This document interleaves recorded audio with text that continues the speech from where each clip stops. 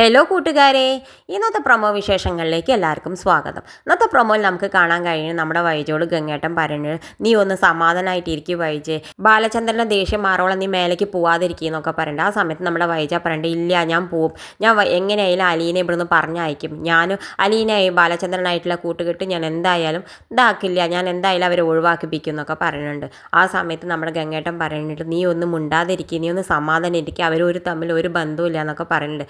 ആ സമയത്ത് വൈജ പറയണ്ട, ഇല്ല ഞാൻ അങ്ങനെ ഒരു അവിഹിതത്തിന് കൂട്ടു നിൽക്കില്ല, ഞാൻ എന്തായാലും അലീനെ പറഞ്ഞയക്കും എന്നൊക്കെ പറയണ്ട. ആ സമയത്ത് ഗംഗേട്ടനാണെങ്കിൽ ദേഷ്യം വന്നിട്ട് വൈജയുടെ ചെകിട്ടത്തേക്ക് കൊടുക്കുന്നുണ്ട്. എന്നിട്ട് പറയണ്ട, നിന്റെ ആഗ്രഹയുടെ കഥകളൊക്കെ നിന്റെ മക്കളറിഞ്ഞാൽ നിന്നെ അവർ തന്നെ ഒരു ചാക്കിൽ കെട്ടിയിട്ടിട്ട് നിന്നെ കടലിലേക്ക് എറിയുന്നൊക്കെ പറയുന്നുണ്ട്. അപ്പോൾ വൈജയാണെങ്കിൽ ഇതൊക്കെ കേൾക്കുമ്പോൾ ഞെട്ടി നിൽക്കുന്നുണ്ട്. പിന്നെ എന്തായാലും നമ്മുടെ ഗംഗേട്ടനും മാലതിയും കൂടി പോയിട്ട് അലീനോട് സമാധാനിപ്പിക്കുന്നുണ്ട്. അലീനോട് പറയുന്നുണ്ട്, നിന്നെ ഞങ്ങൾ ഇവിടുത്തെ വേലക്കാരിയായിട്ടല്ല കണ്ടണം, നിന്നെ വൈജടി ബാലചന്ദ്രൻ്റെയും മൂത്ത മകളായിട്ടാണ് കണ്ടണം എന്നൊക്കെ പറയുന്നുണ്ട്. അപ്പോൾ അലീനയ്ക്കാണെങ്കിൽ ഇതൊക്കെ കേൾക്കുമ്പോൾ വലിയ സന്തോഷമുണ്ട്. പിന്നെ കാണിക്കണം നമ്മുടെ ബബിത ഗംഗേട്ടനോട് പറയുന്നുണ്ട്, ഈ അലീന വന്ന ശേഷമാണ് ഈ വീട്ടിലുള്ള പ്രശ്നങ്ങൾ മുഴുവൻ, അതുവരെ ഈ കുടുംബം നല്ല സന്തോഷമായിട്ട് പോയിക്കൊണ്ടിരിക്കുകയായിരുന്നു എന്നൊക്കെ പറയുന്നുണ്ട്.